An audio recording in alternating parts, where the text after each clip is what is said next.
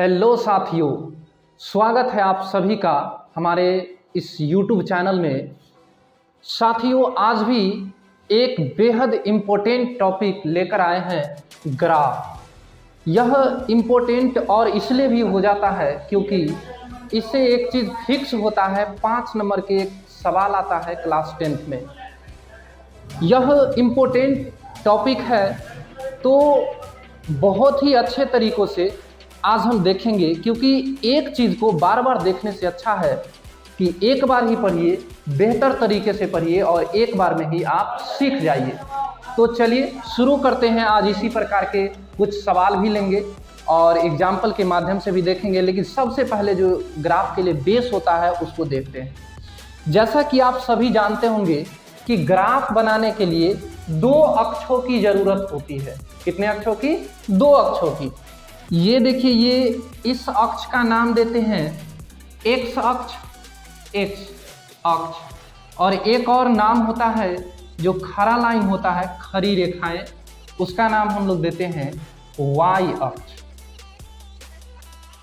इसको बोलते हैं एक्स अक्ष और इसको वाई अक्ष बोलते हैं।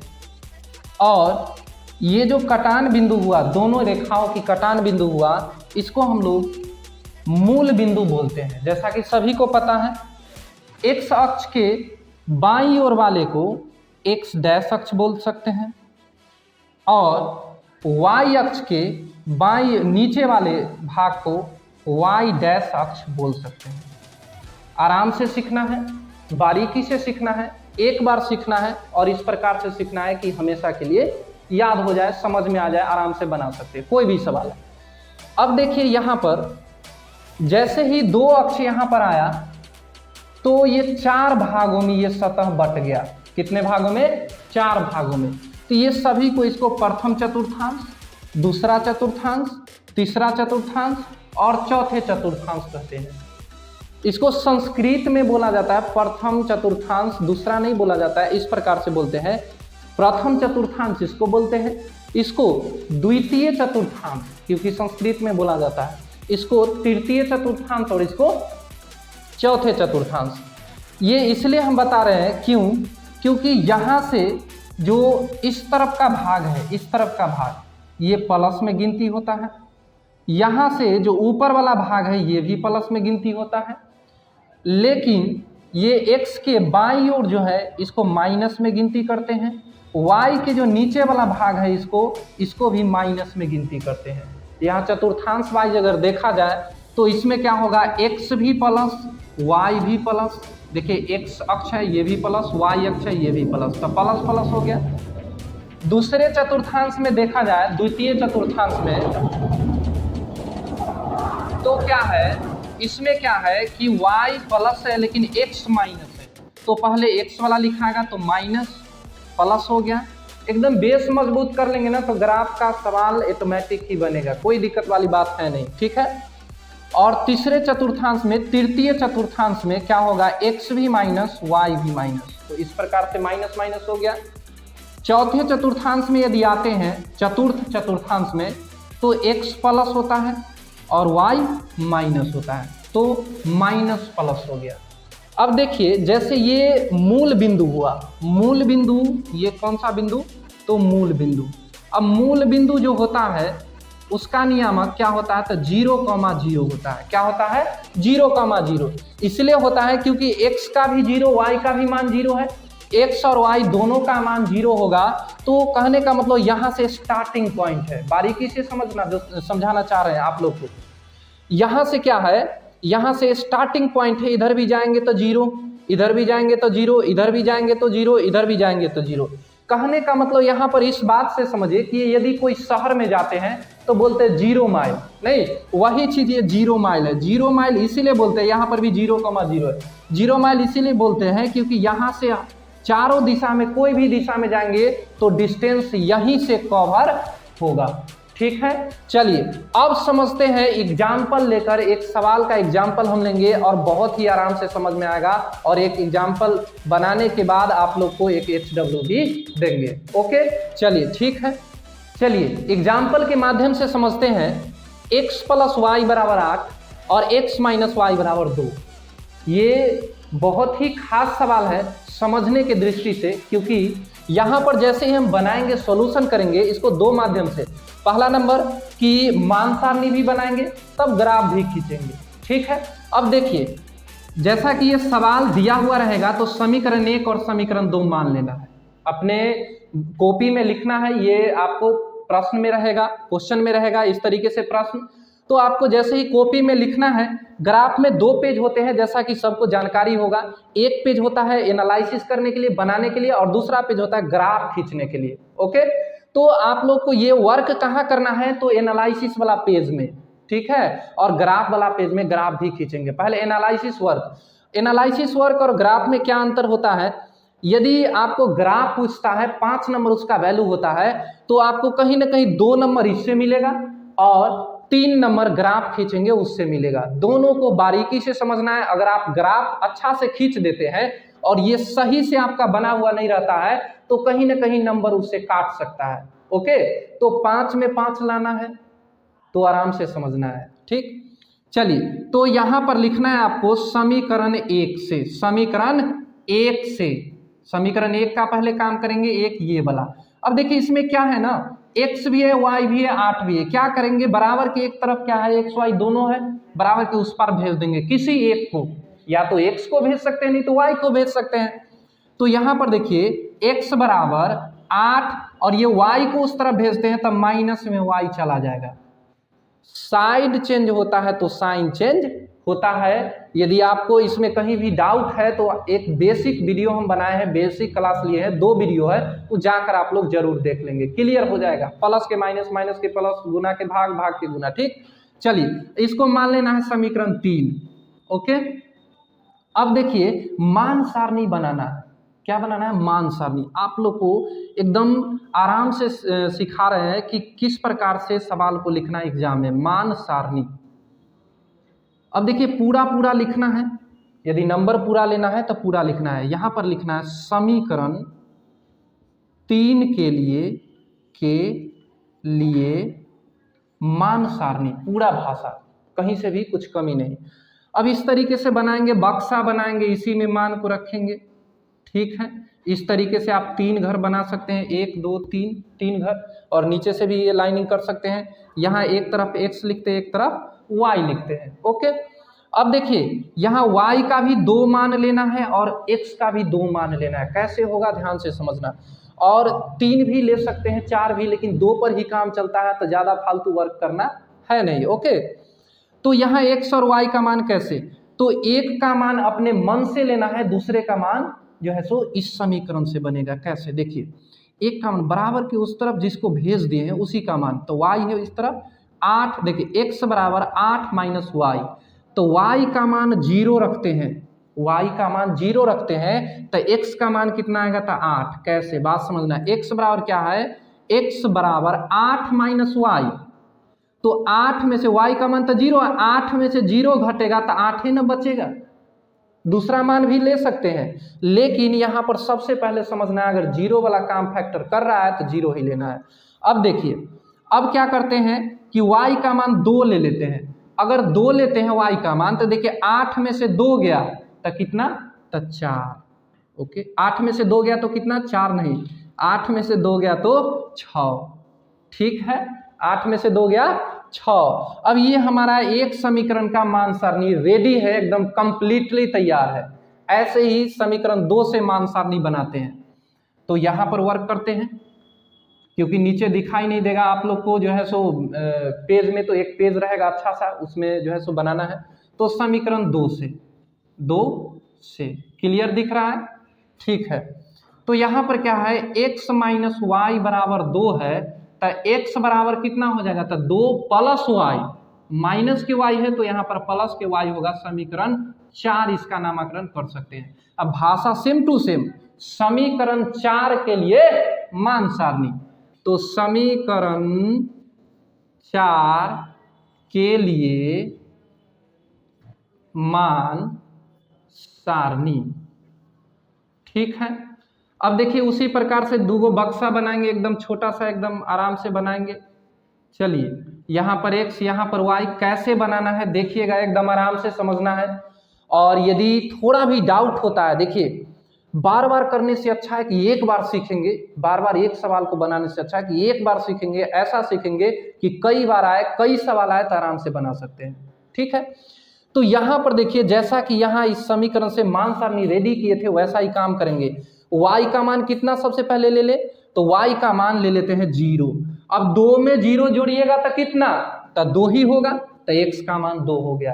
अब y का मान कितना ले लेते हैं, तो y का मान भी 2 ले लेते हैं, ऐसा करते हैं 2 ले लेते हैं। ठीक, तो 2 आ 2 4। अब एक चीज यहाँ पर बहुत बच्चे समझ रहे होंगे कि सर कभी 2 ले लेते हैं, कभी 0 ले लेते हैं, कभी 4 ले लेते हैं, ये कैसे जानेंगे।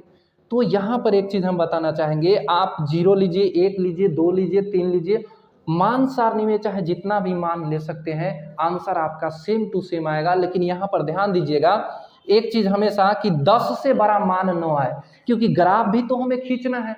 ग्राफ जब खींचना होगा तो 10 से अधिक बहुत बड़ा सा लंबा चला जाएगा। ठीक, तो इसीलिए हम छोटा छोटा मान लेते हैं। यहाँ पर 1 लेते, देखिएगा 1 लेते तो भी सही होता, अगर 1 लेते तो 2 में 1 जोड़ते तो 3, यहाँ पर 1 लेते तो यहाँ पर 3 लिखते। अगर 4 लेते तो 4 आ 2 6, तो यहाँ 4 लेते तो यहाँ पर 6 हो जाता। तो कहीं से भी कोई सवाल गलती नहीं होगा, यहाँ यही चीज हम बैठाना सिखा रहे हैं। और यदि डाउट होता है तो इस वीडियो को एक बार रिपीट करके देख लेना, एकदम आराम से क्लियर हो जाएगा, एकदम शौक से आराम से समझ में आ जाएगा। ठीक है, अब हमारा एक पेज का काम कंप्लीट, 2 नंबर का काम कंप्लीट हो गया।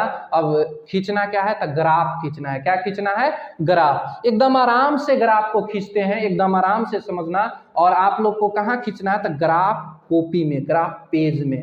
ठीक है, कहीं से भी दिक्कत नहीं होना चाहिए, वो अभी हम समझाएंगे। ठीक है, तो ग्राफ के माध्यम से समझते हैं। चलिए तो ग्राफ खींचते हैं। यहाँ पर मान सारणी को हम ऊपर में लिख लिए हैं ताकि आप लोग को अच्छा समझ में आए, दिखाई भी दे। ग्राफ खींचते हैं, जैसा कि अभी बताए थे, ग्राफ खींचने के लिए 2 रेखाओं की जरूरत होती है। एक को हम स्पेशल नाम देते हैं, इसको खड़ी रेखा नाम देते हैं। ओके, और इसको हम नाम देते हैं परी रेखा। आप लोग को नया लग रहा होगा, ये मेरा स्पेशल नाम रखा हुआ है। ठीक है, तो यहाँ पर खड़ी रेखा और परी रेखा को खींच लिए। नामाकरण भी कर देना है, एक्स अक्ष, ठीक है, और ये हमारा हो जाएगा y अक्ष, और ये हमारा x डैश अक्ष, और ये हमारा y डैश अक्ष। यहां पर जितने प्रकार के डाउट उत्पन्न होगा ना, सबको क्लियर करेंगे। ओके, देखिए यहां पर इस तरफ वाला बड़ा, इस तरफ वाला छोटा खींच के ही छोड़ दिए, क्यों? ऊपर वाला बड़ा है, नीचे वाला छोटा खींच के छोड़ दिए, क्यों? क्योंकि हम क्या बताएं कि यहाँ ये मूल बिंदु है, इधर पॉजिटिव होगा, इधर पॉजिटिव होगा, इधर नेगेटिव, इधर नेगेटिव। तो नेगेटिव मान एक भी नहीं है मान सारणी में, इसलिए इधर वाला पॉजिटिव से ही हमें मतलब है। तो इसीलिए बड़ा जो है पॉजिटिव वाला को किए हैं, छोटका छोटका कर दिए नेगेटिव वाला मान को। ठीक है, अब देखिए यहाँ पर क्या करेंगे, आप लोग के ग्राफ कॉपी में क्या रहेगा, तो एक निश्चित दूरी पर लाइनिंग किया हुआ रहेगा। क्या रहेगा, लाइनिंग किया हुआ, ऐसा भी और ऐसा भी। ठीक है, तो वहां पर लाइनिंग के अनुसार ही आप लोग 1 2 3 4 लिखेंगे। हम यहाँ पर थोड़ा सा ये देख कर लिखते हैं सही डिस्टेंस पर कि 1 2 3 4। तो यहाँ पर देखिए 1 2 3 4 5 6 7 8। अब देखिए यहाँ मान सारणी में मैक्सिमम 8 तक ही है, इसलिए 8 तक ही लिखते हैं। यहाँ देखिए 1 2 3 4 5 6 7 8। ठीक है, यहाँ पर दूरी कम बेस हो सकता है, लेकिन आपके कॉपी में कम बेस नहीं हो सकता है। स्केल के माध्यम से सभी वर्क करना है। यहाँ तो चूंकि सिखा रहे हैं, बोर्ड है, इसीलिए जो है सो हम मार्कर से ही लिख देते हैं। आप लोग जो है सो पेंसिल और ये स्केल जो होता है उसके माध्यम से, उसके सपोर्ट से, उसके मदद से ही खींचना है ताकि सीधा सीधा हो। अब देखिए अब बनाएंगे कैसे, इतना तो हर एक सवाल में काम करना है। खड़ी रेखा खींच लेना है, परी रेखा खींच लेना है, नामाकरण भी कर देना है, कहीं से भी कोई दिक्कत नहीं। आप देखिए यहाँ मान सारणी से काम करेंगे। मान सारणी में देखिए क्या है कि x का मान कितना 8, y का मान 0। तो x में जाएंगे, x ही वाला है ना, जो परी रेखा है उसको x कहते हैं, x अक्ष। तो यहाँ पर 8 जाएंगे, तो ये हो गया हमारा, ये हो गया पॉइंट 8,0। x का मान देखिए 8,0, 8,0, x का मान 8, y का मान 0। अब दूसरा पॉइंट 6 2, x का मान 6, तो x पर जाएंगे 6, और y में 2 जाएंगे तो y का मान 2 ही सामने है, तो लगभग यहाँ ई सामने होगा, यहाँ पर होगा आसपास कह सकते हैं। वहाँ पर आपको खींचने की अंदाज लगाने की आवश्यकता नहीं, पेज में दिया हुआ रहता है। तो ये 2 पॉइंट हो गया। इसको क्या करते हैं, नामकरण कर लेते हैं 6,2 है, ठीक है। यहाँ ए बिंदु दे देते हैं, यहाँ बी बिंदु। अब ये दोनों पॉइंट को मिलाना है। अब मिलाएंगे कैसे, तो ऐसे स्केल रखेंगे तभी तो मिलाएंगे ना। तो स्केल के माध्यम से आप लोग ये दोनों पॉइंट को इस प्रकार से मिला लेना है। ये आगे जहाँ तक भी जाए कोई दिक्कत नहीं है, ठीक है। इस तरीके से ये लिख देना है। अभी पूरा बात अभी बताएंगे, अभी जाना नहीं है, पूरे अच्छे से सीखना है यहाँ पर क्या क्या लिखना है, ताकि एक भी नंबर ना कटे, इसके लिए भी बात बताएंगे, ठीक। चलिए, तो यहाँ पर ये 2 पॉइंट था, मिला दिए, इसका काम हो गया। अब इसका x का मान 2, y का मान 0, तो x का मान 2 और y का मान 0, यही हो गया। तो 2,0 यहाँ C बिंदु रख लेते हैं। चलिए आगे बढ़ते हैं, अगला पॉइंट 4, 2, तो 4 और 2 लगभग ही सामने होगा, ठीक है। 4 और 2, 4,2 यहाँ पर D मान रख लेते हैं। अब देखिए ये और ये पॉइंट को मिलाना स्केल के माध्यम से, ठीक है। तो स्केल के माध्यम से देखिए थोड़ा सा टेढ़ हो गया है, लेकिन आप लोग को टेढ़ करना नहीं है, ठीक है। यहाँ पर हल्का सा टेढ़ दिख रहा है, लेकिन आप लोग को स्केल के माध्यम से करना है, प्रैक्टिस से सब कुछ हो जाएगा, ओके। तो यहाँ पर देखिए, अब यहाँ पर देखा जाए, ये देखिए ये रेखा यहाँ से है ये, ठीक है, ये रेखा ये हमारा है। अब देखिए यहाँ पर कुछ कटान बिंदु, दोनों जहां पर मिला इसी को क्या कहते हैं, तो कटान बिंदु कहते हैं। क्या कहते हैं, कटान बिंदु। तो यहाँ पर कटान बिंदु हमारा हो गया ये वाला। तो ये सामने देखेंगे x के सामने कितना, तो 5, x के सामने 5, y के सामने कितना, तो लगभग 3। तो ये 5,3 है, यहाँ पर O बिंदु मान लेंगे, यही हमारा आंसर होगा। तो ग्राफ में ही लिखना है यहाँ पर ऐसे करके, चूंकि दोनों रेखाओं के दोनों समीकरण के, ऐसे लिखो, दोनों समीकरण के कटान बिंदु, कौन सा बिंदु, कटान बिंदु जो है सो क्या है, O है। O बराबर कितना है, 5,3, 5,3, 5 और 3 पर कटा है, इसीलिए x का मान पहले वाला और y का मान दूसरे वाला 3 हो जाएगा। यहाँ पर आप लोग को क्लियर दिख रहा होगा, नहीं दिखेगा तो बोल देते हैं, x बराबर 5 और y बराबर 3 है, ठीक है। अब यहाँ पर देखिए अभी भी छोटी छोटी गलतियां हैं, यहाँ से भी बच्चे इतना बनाकर जितना बताया करके आ जाएंगे, और तब कहेंगे कि सर थोड़ा सा नंबर कट गया। ऐसा नहीं है, पूरा बात बताएंगे। देखिए कहाँ, देखिए ये रेखा है, ये रेखा है, ये रेखा किसके लिए है, ये चीज तो दर्शाना पड़ेगा। तो ये रेखा, ये पहला समीकरण जो था इसके लिए। अब समीकरण कितना था, तो x प्लस y बराबर 8 था, तो यहाँ पर लिखना पड़ेगा। उसके बाद कहीं भी, इधर भी या इधर भी, जहां पर भी जगह मिले वहां पर लिखना है। ये दूसरा में क्या था, x माइनस वाई बराबर 2 था। तो इस प्रकार से हम कह सकते हैं कि ग्राफ को एकदम आराम से बना सकते हैं, आराम से, कहीं से भी भारी है ही नहीं। आप लोग जब प्रैक्टिस करेंगे ना तो लगेगा कि ये तो सर बहुत अच्छा बता रहे थे, सही बोल रहे थे, इतना अच्छा, इतना आसान है। तो चलिए ठीक है, फिर मिलेंगे अगले क्लास में। लेकिन उससे पहले कहना चाहेंगे कि आप लोग को ये यदि समझ में आया है, अच्छा लगा है, तो सपोर्ट करें, शेयर करें, सभी जगह फैला दे, ताकि आपको भी फायदा हुआ है, किसी और बच्चे को भी फायदा हो जाए।